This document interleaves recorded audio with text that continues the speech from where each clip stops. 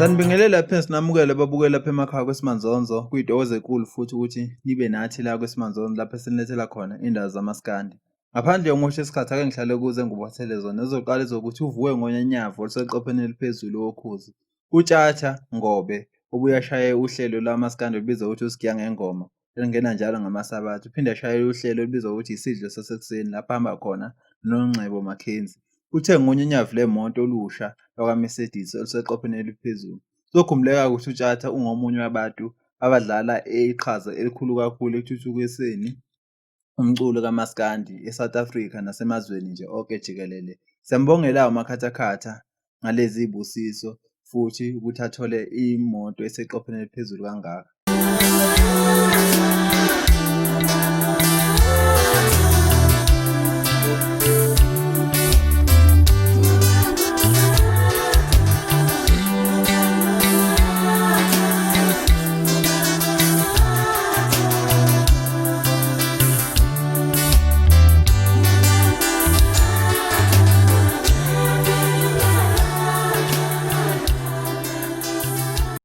Sengihlala kuzo futhi ezesibili ezinye indaba engikuthathele zona ezokuthi emva kokuthi kutrende i-CD promo kaNjoko, abantu abaningi bebegxeka abanye futhi beyincoma ebekuveza khona uNjoko ehlubulile le-actor nenye futhi intombi. Emva kwalokho-ke sekuvela indaba zokuthi umama wentombi ena-18 okuthiwa ifunda ugrade 12, umama wengane-ke uyavutha uthi lento eyenziwe uNjoko akayithandi.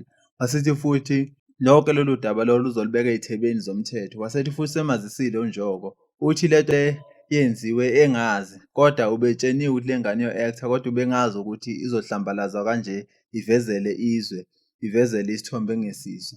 Ake lapha emakhaya ake sizwe umbono wakho ukuthi wena le ndaba uyibona kanjani njengoba le ngane kubikakala ukuthi ina-18 la eSouth Africa-ke umuntu ona-18 uthatha njengomuntu osemdala osakwaziyo ukuthi ayithathele iy'nqumo ethinta impilo yakhe. Ngabe wena uyibona kanjani? Ngabe lo mama kumele angenelele kwingane yakhe noma kumele kube ingane uma ukuthi ayijabulile kumele kube ingane ebeka lelu daba lolu ey'thebeni zomthetho? Ake sizwe umbono wakho-ke lapho mbukela emakhaya, sizohlangana lapha kwi-comment section sizwe umbono wakho. KweSimanzonzo-ke ake siphume kanje, siyabonga.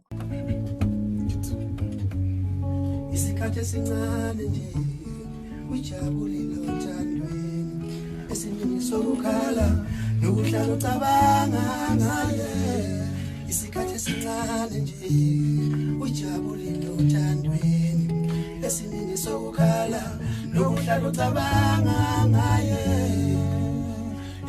Ilolu thando bungitshele ngalo awimpela haluko, awimpela haluko uyongichaza la uthini na, awimpela haluko, awimpela haluko lolu thando bungitshele ngalo.